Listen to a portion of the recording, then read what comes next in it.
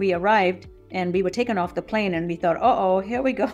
Maybe this is the time that we all get thrown into jail. From Interfaith Alliance, this is The State of Belief. I'm Interfaith Alliance President Reverend Paul Brandeis Rauschenbusch in New York City. But we were taken into a VIP room and we were fed pistachios and apricots and tea, and we were told, welcome.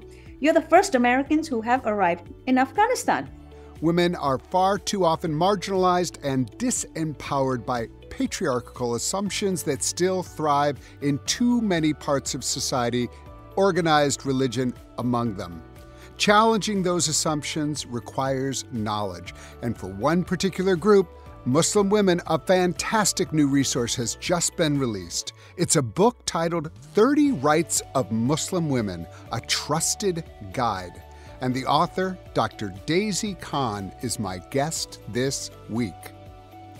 As we keep adding to our library of extraordinary interviews, I want to make sure you're subscribed to the State of Belief podcast. Please visit stateofbelief.com/subscribe, and you'll hear this episode in full, as well as recent interviews with Dr. Jamar Tisby, Rabbi Sharon Brous, Bishop William Barber, Dr. Anathea Butler, Jim Wallace, Eric Ward, and many others. It would really help us to have you subscribe, rate, and tell the people you're close to about all that you're hearing. The State of Belief is made possible in great part by the generous support of our listeners. If you've made a donation, thank you for helping get these conversations heard by more people who need them. If you haven't pitched in yet, information on how to do that is available at stateofbelief.com, and you can find out more about the work of Interfaith Alliance and join us at interfaithalliance.org. And now to my guest. Dr. Daisy Khan is an award-winning speaker, author, activist, commentator, and the founder of the Women's Islamic Initiative in Spirituality and Equality, also known as WISE. It's the largest global network of Muslim women committed to peace-building, gender equality, and human dignity. The author of important books such as Wise Up, Knowledge Ends Extremism, and Born with Wings, The Spiritual Journey of a Modern Muslim Woman, Daisy has just released her latest, which is titled 30 Rights of Muslim Women, a Trusted Guide. And I am really happy that this gives us a chance to have Dr. Khan back on The State of Belief. Daisy, welcome. I'm thrilled to be here. Absolutely thrilled to be here with you, Paul. Daisy, it feels like we have history. You know, we go back. I don't actually know exactly how far back, but you, with my husband, Brad, you know him, I mean, you're part of the fabric that makes up my kind of spiritual life and religious experience. And I just am so glad to be connecting with you on this book and, just where you are in this world. So welcome to this show. And maybe for our listeners who may not be so acquainted with you or your work, can you just give us a little bit of autobiography of kind of where you came from and how you've been doing so much to help a vibrant, thriving religious landscape in America? So give us a little background on who is Dr. Daisy Khan. Oh my God. That's going to be the whole podcast, isn't it? Those of us who have lived as long as we have a long bio. We're very young. I'll just try to do this quickly. I was born in Kashmir, a beautiful place in the foothills of the Himalayas. I went to Catholic school, even though I was born into a Muslim home. I did the Lord's Prayer 3,000 times in my life. My teachers were Hindu. The nuns were, from Ireland, from St. Patrick's, specifically that order. And then I played with Sikh girls, climbed mountains with them, bought freshwater pearls from Buddhists, and we were told we were from the lost 10 tribe of Israel. So I think that first 15 years of my life were shaped by religious coexistence, celebrating one another, honoring one another, and having direct firsthand experience of different religions. And when I came to America to pursue education, I landed in a 99% Jewish neighborhood and got an immersion into Jewish life because all my neighbors were Jewish and I was babysitting with them or babysitting their children. So I really got to know firsthand what Jewish life was like. So at this point in my life, by the age of 16, I had experienced every great world religion. Mm.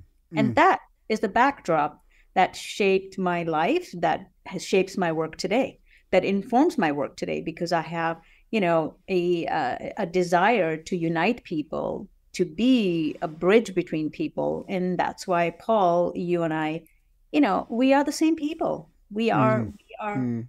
you are my people. You You are are my my people. I love you are that. my I love that. people, because it's about the soul, it's about the heart, it's about the worldview where we see everybody as one. We are Mm. different, we're Mm. diverse, but we're one. We come from the Yeah. same essence. So this Yeah. is my struggle. All my life I've struggled with trying to unite, trying to bring people together, but also to fight the good fight. So Right. when I was a Yeah. little girl, I was bullied. I was a third of three daughters. And this is where the subject of our topic today is, it revolves around that. And my father gave me a pair of boxing gloves, and I remember the boxing gloves were as big as me, and he was dangling them in front of me. And I said, "Did you ever give me a pair of boxing gloves? Because this memory is etched in my brain." And he said, "Yes, I did." And I said, "Why?" He said, "Because you were a third of three daughters, and I wanted you to learn how to defend yourself, and if necessary, punch them back." Now, this was the world I came into. A father that gave me the permission to fight for myself. I Mm. had so much confidence in me. So I walk around, I've been walking around the boxing gloves all my life. They're invisible now. I don't physically walk around with them. But there's always a good fight, Paul. There's Mm. always a good fight. that, That's that right. I try to insert myself into the good fight. So the big good fight was the treatment of women at the hands of Taliban that really forced me to quit my career. I had a corporate career. And once I quit my career, because I said, I have to do something about Muslim women. I Mm. cannot, as a Muslim woman, I feel I need to speak out against injustices. Mm. I can't remain silent. So I quit my career, started my nonprofit that you just mentioned in the intro, and to fight the good fight on behalf of Muslim women who were silenced. And that is the work that continues on to this day and now is culminating in a book. I'm so glad. Thank you for that intro, because I think it gives a context, and it's just so wonderful to hear about, your origin story. Which, how wonderful that it gave you this experience of direct interactions with people different, but positive interactions with people of other faiths, seeing the beauty, seeing the ability to be with one another and live side by side in peace. And right now we're in such a moment where that feels so far away, but keeping that almost like in your DNA and remembering this is possible, and being encouraged by that. And at the same time, I resonate so much with this question of like, what do we do about our own traditions when we're wrestling with, as a Christian myself, and seeing what Christians can do to gay people, to women, to others, and realizing that part of what I have to do is speak to my own community and encourage people within my own community to claim the rights that actually your faith gives you. And I think that's what I love about this new book, which 30 Rights of Muslim Women, a Trusted Guide, is that what you're not just trying to do, you're doing is introducing, and I think the primary audience is Muslim women, but I really benefited from it as well. So I don't think it's limited. But it's saying, these are things that you may be wrestling with. Well, let me explain some of these important questions and give you a framework that maybe you haven't heard before. So do I have that right? Is that kind of part of what you were hoping to accomplish with this book? Oh yeah, the book is not just for Muslim women. The focus is Muslim women, but our scriptures, the Muslim scripture is the story of all religions, right? I Mm. mean, the Quran talks about the predecessor faith. So within this book, I introduce the stories of Mary and Jesus, and I introduce the story of Moses and his mother, and the central role that these women played in supporting, helping the prophets, and how God endowed women, has endowed them with such great responsibility. Oftentimes, when we think of religion, we think of men, right? Because we think of religious men being in power, but we don't think of the critical role that women played in Yeah. aiding the men, Well, right? and that's why I really like the, within the book, you highlight the story of women. I wonder if there's like one or two women, as you were writing this book, you're like, oh, that's such, this is so powerful. I wish more people knew about this woman in, especially in Islamic scriptures. Are there like, or in the history of the development of Islam? I think there are so many powerful women that we don't hear about. Were there a couple stories that you might be able to share with our listeners? Oh, yeah. Well, the story of Hagar, who's also mentioned in, or Hagar, as we call her, who's also mentioned, I think, in the Bible. Yeah. And she is in all three faiths. But the way she is explained and, the critical historical role that she played in Islam is so key because Abraham, as you know, had married Hagar and had the son Ishmael. And then he was also married to Sarah. And the story goes that there was some domestic, conflict, and God instructed Abraham to take Hagar and away from that home and to leave her in another place. And she was not sure what was going to happen, but she just went along because he was a prophet. And then when they arrived in what is today's Mecca, he was ready to leave her there with a bag of dates and some water. And she said, "Are you leaving us in this desolate valley? We're by ourselves." And he said, "Yes." And she said, "But are you leaving us because God instructed you?" And he said, "Yes." And she said, "Well, if God instructed you, then God will provide." And then Abraham left. And so she stayed on all by herself. And then the bag of dates was gone and the water was gone. And there she was by herself with the child who was thirsty and crying for water. And so she ran up two hills called Safa and Marwa, and these hills to basically do some scouting to see if there was anybody, in the horizon. And she did that 7 times, back and forth, back and forth, back and forth. And then God felt, God felt like, he had to do something. And Angel Gabriel came with the tip of the wing, struck the ground, and out came this well of water, which is called Zamzam. So she is the founder of Mecca. She Wow. founded the town of Mecca all by herself. And when the water came out, the birds came. And when the birds came, the travelers saw the birds. And then all of a sudden, people saw a well of water. And you know what happens in a desert when you see a well of water, life begins. And she was in charge of the well. She, even made barters and deals with people. So she is the founder of Mecca. Today, when you That, go to that place and you do that entire pilgrimage, you are one of the rites you have to do is to run between these two hills.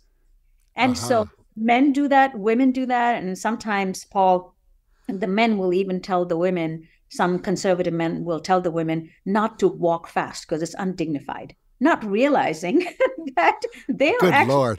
in the footsteps of a woman. So these are the Wow. kinds of roles that women have played throughout Wow. history, and they Yeah. have gotten women have been written out of the history books. So with this book, what I'm doing is I'm rewriting women back into this history book. Oh, so good. So good. What are some of the when there's 30 of these and each one feels equal. I don't want to, there's not a hierarchy of them, but what were some ones that just felt like this hasn't been paid enough attention to? This right of women within the faith has not been paid enough attention to, or maybe there's just so many misconceptions about it. I need to really, really dig into this. Were there a couple of the 30 rights that really stand out to you as just felt really important to you Yeah, personally? yeah. Well, all of them, like you said, have are equally important. They're like Right, children, right? Every child is equally important, but then right. there are some that require more attention. So I specifically wrote about secular knowledge and what do you call it? I wrote about education, and I broke that out into two because women in Afghanistan are denied their education right now. So that for me was very important to flesh that out because that would not that it's not a right that Muslim women are denied anywhere else in the world except one place in the world that is denying women their education. And yet there are so many references, close to 400 references in the Quran to everything to do with the book and the reading and writing and acquiring knowledge. So that for me was very important to flesh that out and to show how the prophet actually created circles of learning with men and women sitting together. Because what was the prophet going to do when he had his revelations were coming down? He had to explain those revelations. So he created these little circles of learning. And those circles, by the way, still continue on to this day. And that was done in a home. So there's so much emphasis of educating and pursuing knowledge in Islam, but yet in one place in the world, women are denied this. So that for me is like a very important. But the one that barely gets any attention is this notion of motherhood versus womanhood. So in many places, women are perceived to be primarily play the role of a mother. Motherhood is the primary function of a woman.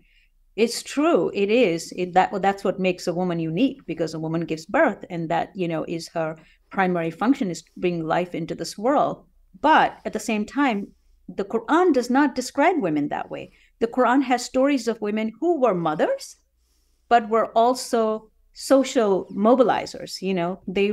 They embraced womanhood and in its fullest way. In other words, they were charged with responsibility. So what I do with that article is to show you can be 100% woman and you could be 100% mother.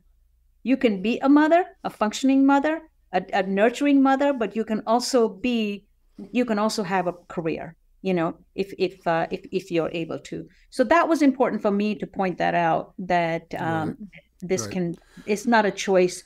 It doesn't have to be either or. I think we hear that all the time in other faith traditions as well. And I think you can correct me if I'm wrong, but a very important part of the story of the prophet is a woman who was a businesswoman, and there's lots of examples. So it's really, really interesting. I want to talk for a minute about Afghanistan and how important it's been in your own, obviously in your own history and your own story.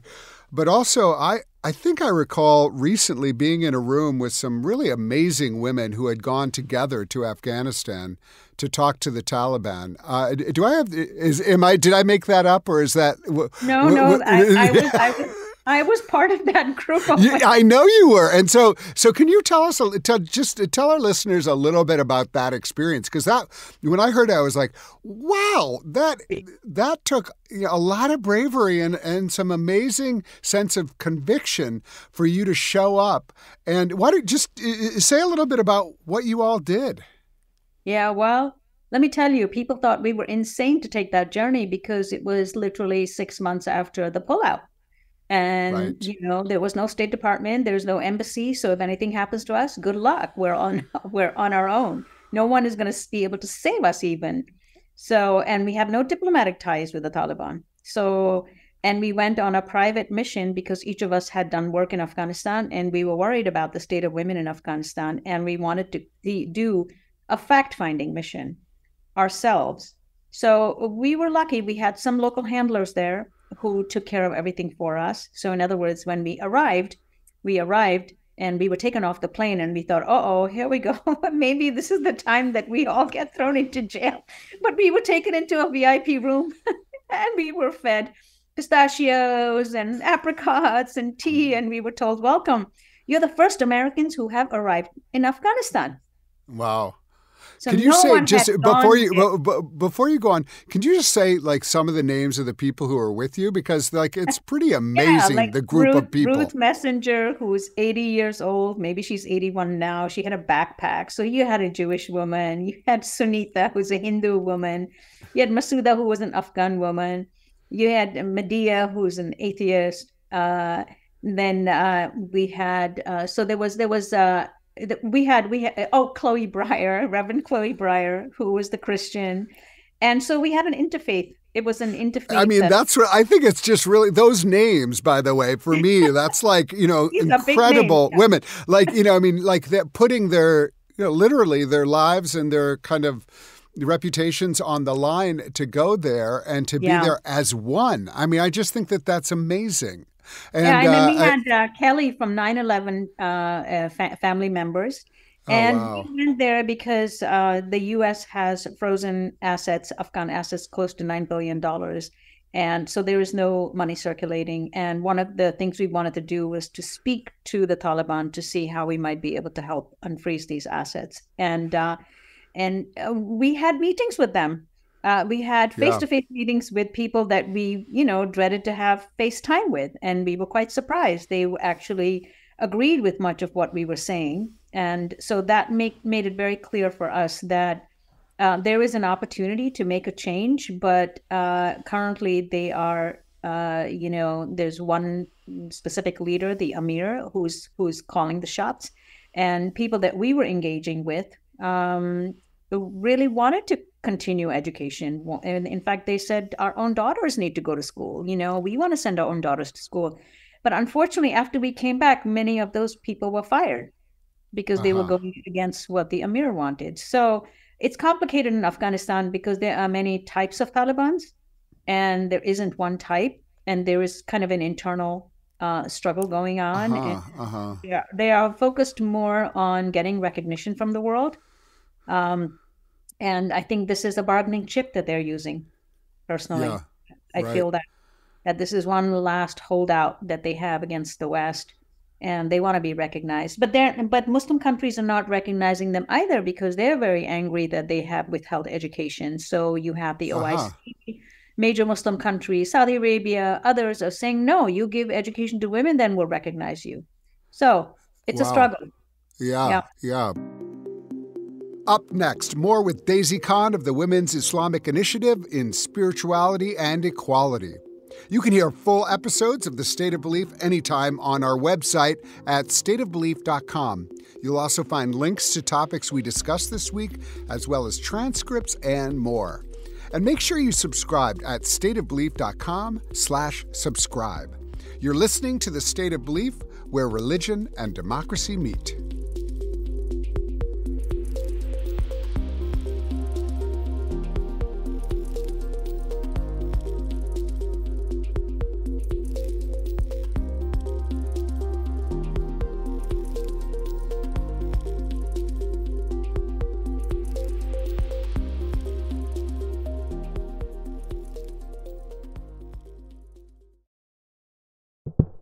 When you hear the word land, what images come to mind? Your local garden, the environment, Mother Earth, 40 acres and a mule. What if I told you that our thoughts about land are rooted in religion, and those religious ideas have transformed American politics? This is Complexified, a podcast for the religiously curious and politically frustrated. In this season of Complexified, we will unearth the different and often unexamined beliefs about land in search of new paths toward a common good. I'm your host, Amanda Henderson, coming to you from the Institute for Religion, Politics, and Culture at Iliff School of Theology and in partnership with Religion News Service. Follow Complexified on your favorite podcast app.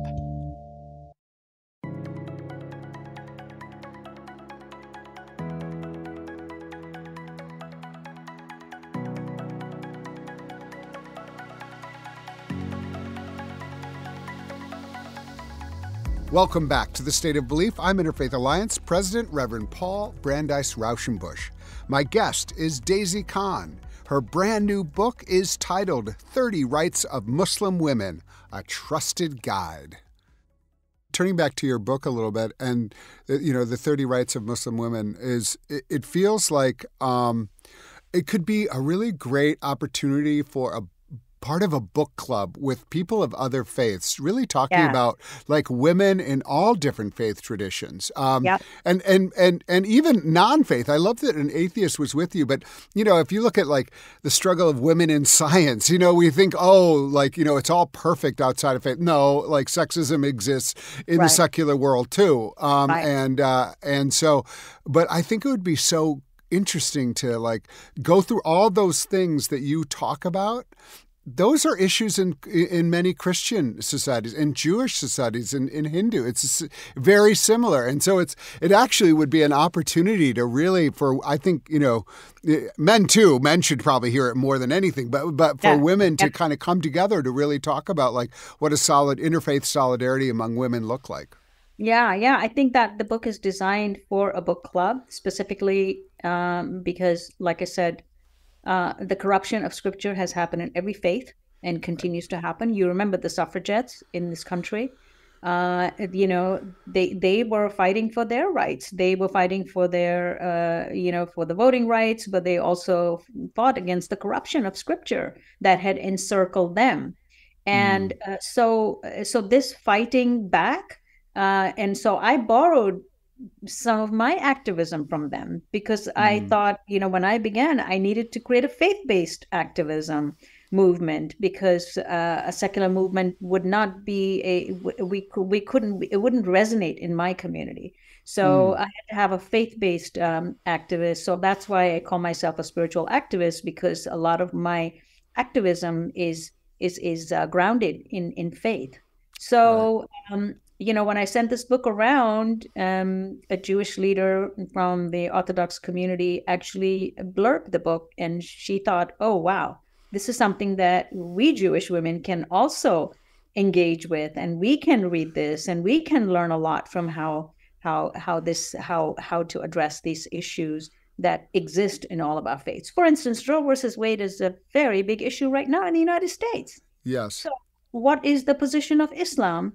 What is the position of Judaism? That itself is a topic that one can discuss, right? So I have the article on reproductive rights. I thought what you did there was fantastic. Yeah. And it's very, unfortunately our debate on this is so truncated, and we talk about this a lot on this show, is like, some people say, oh, I'm speaking for religion, and I'll tell you exactly what religion says, and no abortion ever because religion says it's against it. And it's like, well, no, actually don't speak for religion because lots of diversity within religious communities about what is the actual mandate around this. So, and in fact, you're not speaking for the majority of religious people when you say that. You're speaking as if you own religion, specifically Christian nationalists who like to use this thing, but you're not actually speaking for religious folks. So stop pretending like you are. Yeah. And it's so that's the issue, is that it's one interpretation dominating over every other interpretation, and we do have religious freedom in this country, right? So what about all the other people? So am I, as a Muslim woman, if a Muslim woman gets raped and now she's forced to have the child of a rapist, that's against my religion. I don't have to give birth to a rapist child. And because the trauma that the woman faces all her life and the trauma that the child will face once they discover who they are is greater than just giving life to, giving birth to that life. So, and then, when a woman gives birth, she's not supposed to just give up her child and just, I give birth and I now turn it over to somebody else.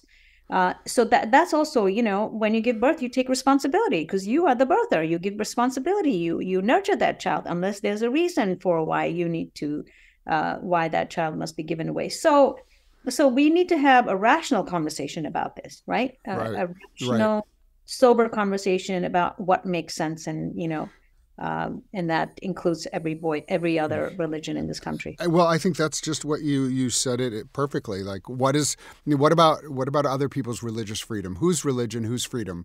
I think it's really like always the question that I come back to when we talk about religious freedom in this country.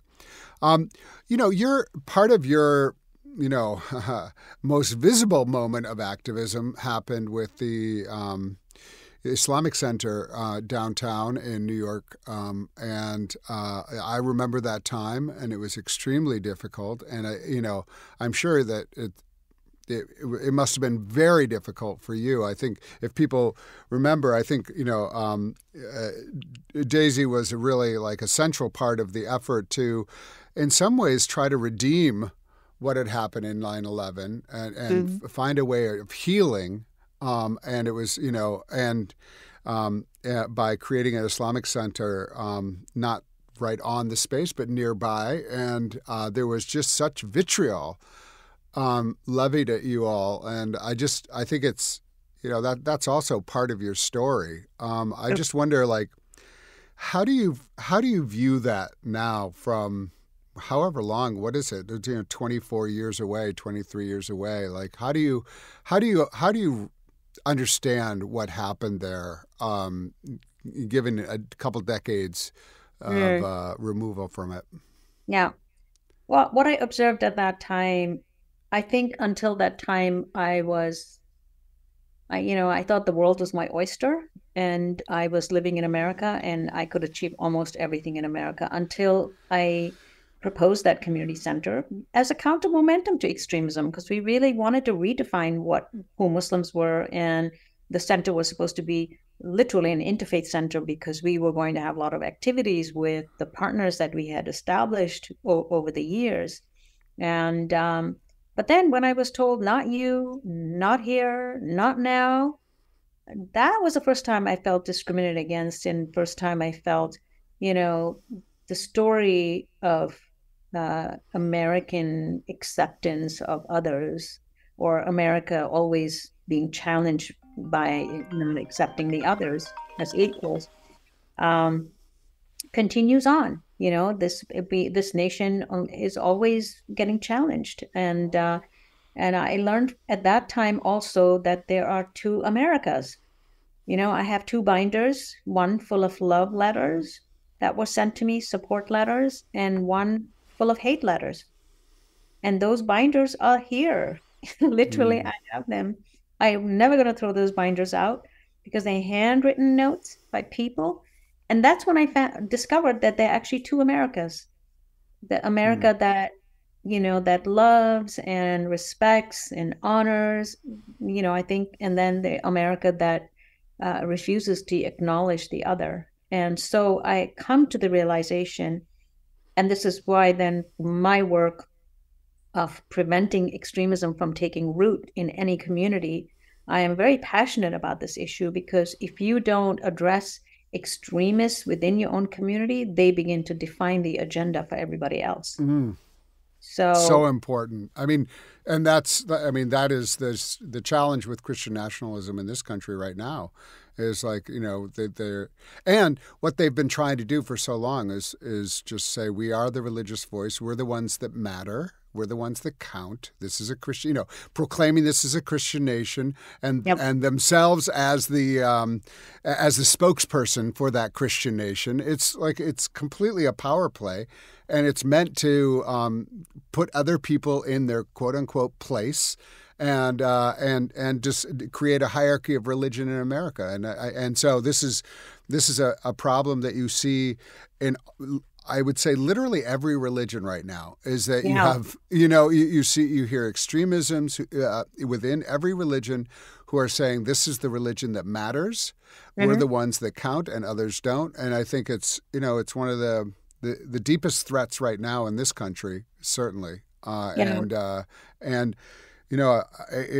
we're in another one of those incredibly difficult moments where there are people who feel so much is at stake that they're going for the jugular in a way that creates a dynamic of zero-sum game, and I fear that we're in another moment of tearing apart. And I know with all that's happening in the Middle East, and for those of us who have been in the interfaith movement for a long time, it's just an extremely hard moment to imagine keeping the center together. So I remember once I was in a green room doing an interview, and a very famous pastor was there, and he looked at me and he said to me, "I just want you to know I don't believe a word of your religion." At other times he had said it was a wicked religion. Islam is not a real religion. Right to my face. This is in a green room. And I was raised to kiss the hand of a religious leader. That's how much reverence we had for our nuns and the fathers that taught us. And I turned around, and my entire I think there must have been some genetic momentum that it was like some nun was urging me to sock it back to him. I just looked at him and I said, "I just want you to know, I went to Catholic school, Christian missionary school for 11 years. and you do not represent the teachings of the Jesus that I know. Ooh, thank you. And, Thank you for preaching into that moment. I think he was stunned. The fact that a Muslim would have gone to a Catholic school, that a Muslim would even utter the word Jesus. And you know how much we revere Jesus. Yeah. I said, Jesus is this close to my heart. And I just felt like I had to straighten out the record, because people who talk about this is a Christian nation then are willing to like kill their neighbor or, allow for, gun violence to continue. I don't understand this Christianity. I don't understand it. So I know it's a weaponization of the religion. And that's why I'm telling my friends, and in my book, I make that case. I'm telling my friends of all faiths, confront your extremists, because if you don't, they will define the discourse for you. Right. 100%. And then we're really lost. I mean, it's very disheartening. What are some strategies that you have of maintaining an open heart when when things are hard, and especially, I think within right now within the Muslim community and within the Jewish community, there's lots of voices that are, it's very hard to maintain an open heart and to continue to reach out. We both have wonderful relationships with Jewish women and men and Hindu and others, and yet there's so many forces that are trying to harden our hearts against one another. And I just am trying to, one of the things I'm trying to imagine for myself and for Interfaith Alliance and all the work that we're trying to do is to maintain hearts that are open, that recognize the challenges and recognize what's happening, and also to try to figure out how do we show up for one another in ways that can be meaningful and move something forward. Yeah. I think that if we first understand where people are coming from, right? I mean, a lot of people are motivated by fear, fear of the unknown, fear of the other. In the case of Christian nationalists, fear of takeover or perceived takeover. Right. Even Muslims are going to take over. That's a perception. There's no reality to that, right? So once you understand the fear, then you can actually address the fear and talk to that fear and alleviate that fear. But for me personally, the way I keep an open heart is, when I was going through my own spiritual journey, I needed to find out who I was. I was very confused and very fragmented because I was seeing all these negative images of Islam and I couldn't reconcile it within my own self. And when I delved deep into my faith, I discovered that the Quran talks about, every human being a steward of God, endowed by the breath of the divine in them. That's what makes us special. That's what gives us the divine quality. That's what makes us feel like we're godlike, or we act godlike. That divine breath in each and every one of us, it exists in all 6 to 7 billion people, because we're all God's creation, right? So at moments like this, when there is a person that I completely disagree with, and I don't agree with anything that they say or do, and we know there are people out there that we think of them that way, I can look at that divine breath in them and just say, okay, this person has that quality and the potential to transform.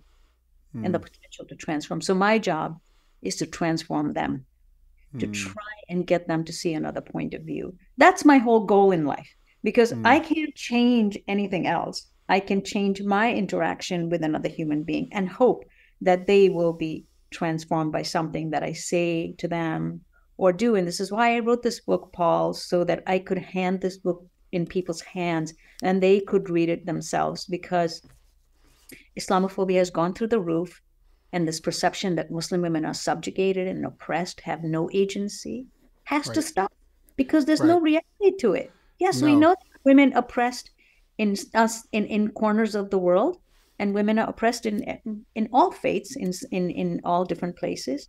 But that doesn't mean that it's the religion of Islam that oppresses them. So it's exactly. I think it's just so wonderful, and I think that's it's so condescending for someone to say, oh, you're Muslim, so women must be oppressed, and I just having been at Princeton and been also all around the world. You just have these powerful, amazing Muslim women who are doing incredible work at every level.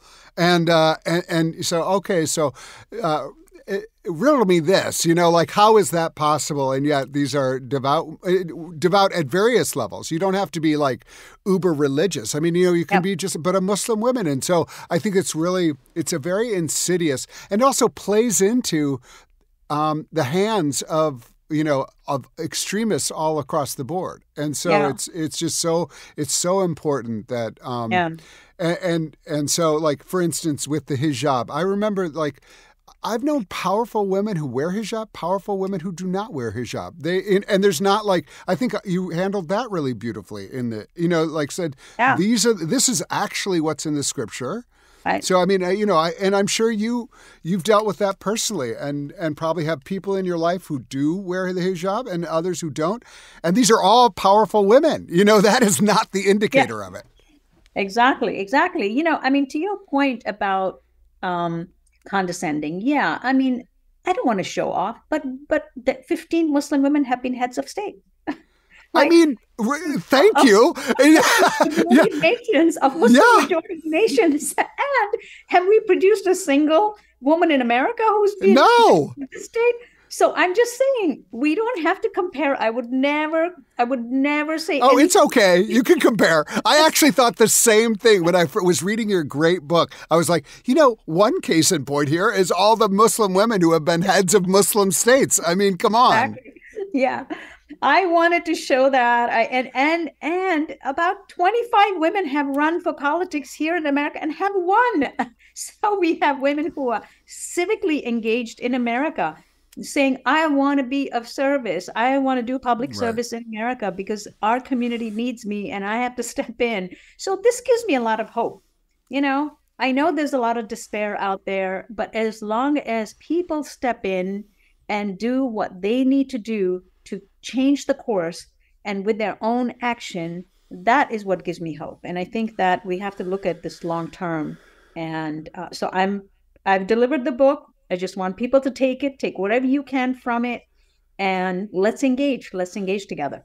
Yeah. Do you think that there's going to be an opportunity for, within, I can imagine this just as someone who is involved in university chaplaincy. I can imagine like Muslim chaplains really taking advantage of this book. I hope they do and chaplains across the board in higher education getting this book. I can imagine mosques getting this book. I can imagine, I hope that libraries will buy this book. How is the best way to get the book on Amazon just because, or whatever, like, if you don't like Amazon, pick your online. What's the best way to get this book? Oh, people can buy the book worldwide. It's available everywhere in bookstores. A friend of mine just bought it from Walmart. She's like, I bought my 5 copies from Walmart. She works for Walmart, so she has to buy it in Walmart. I love that. Good. Like, Walmart, sharing the book, 30 Rights of Muslim Women, a trusted guide. This is so great. But also, like, I think overall, like the state of women in America, and when we think of like, Muslim women, we think about out there. And I think what I really appreciate is like remembering like Muslim women are a vibrant part of every community in America. Like this, it is Muslim women are everywhere there, and an opportunity for those people who maybe don't know so much about Islam. And maybe, those of us, because all of us can learn. Like, I mean, I know that I have had my mind and heart and spirit expanded throughout the years, learning from other traditions, learning from other like people within this country. And so we can all learn. And I think that this book is such a great way to do that. What, as you kind of think towards the future and in this moment, Dr. Daisy Khan, what gives you hope right now?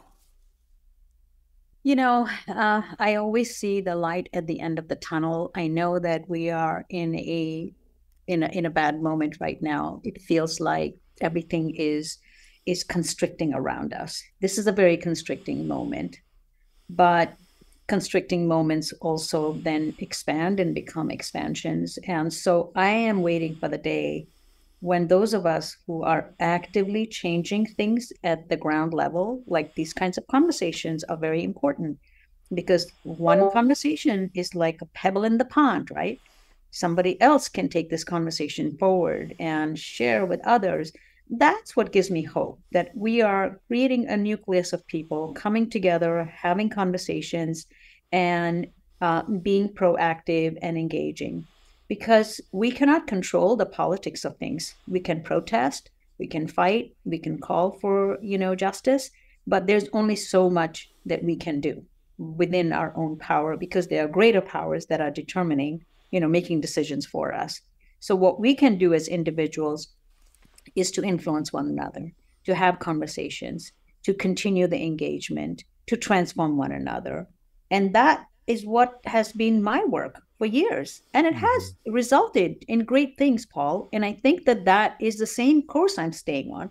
So this book, I don't want this book to be on a shelf, like I said. I am going to be creating webinars. So I will be talking to people about each right separately. So now people can engage the material more deeply. I'll be creating a podcast where I'll be inviting people to have a conversation about this topic, and maybe bring different guests, like interfaith women guests and other people. And so I want this to become a conversation, because, like I said, the history of women has been the same. Women have been written out of history books. And I think it's time for us to put women back in the history books, because women's leadership is essential right now. I mentioned the story of Queen of Sheba in my book, which is the first article. And I talk about how the Quran explains Queen of Sheba as being an archetype of a political leader. Why? Because she averted war. Paul, she averted war. She said, quote unquote, when kings come into town with their military, they destroy everything. And she didn't want her people destroyed. So she averted war. She went to Solomon and said, okay, I submit to your God. I don't want you to come into my town. And so this is why we need women to step into the arena of peace building, and to even step into the arena between the Palestinian and the Israeli issue that seems to, that has torn all of our communities, to bits and pieces. I mean, honestly, I can tell you there's so much pain and so much suffering going on. And the Jewish and the Muslim community is also getting impacted here in the United States, And so this cannot continue. And, right. and people like us, who are the dialogue people that have been dialoguing, have to step in and have to create these kinds of conversations. So this book is not just meant to be for Muslim women. It's meant to be for much more, Yeah. I think it's so valuable for you to say all this. And I'm thinking, we just had, we had Mother's Day, but people often forget what Mother's Day came from, which was women, mothers saying, we need to step in because men are creating war that is killing people. And our job here is to initiate a peace movement. So actually, Mother's Day started as a peace movement, and It was women stepping into that moment and saying, like, Methodist women who were just like, no more. Like, it was right after World War I, and people were just like, everything's obliterated. We need to.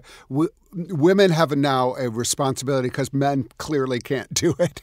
And, I don't say that as a joke. I think it's like really important that we recognize that the central role of women in peace building, as well as in spiritual leadership and civic leadership. And, and I do hope that that this book accomplishes that. So thank you so much.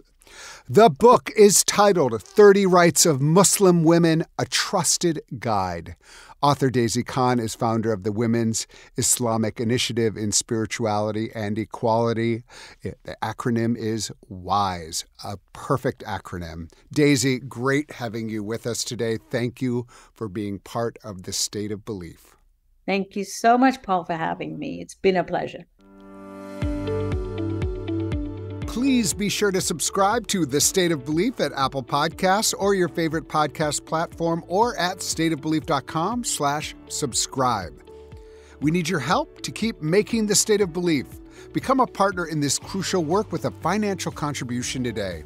Information on how to donate is available at stateofbelief.com. That's stateofbelief.com. And share what you're getting out of this show with the people in your networks. Let's get more people listening and keep these conversations going on Facebook, Instagram, and Threads with the handle @StateOfBelief. The views and opinions expressed on this program do not necessarily reflect those of Religion News Service or Religion News Foundation. The State of Belief is produced by Ray Kirstein and is a production of Interfaith Alliance.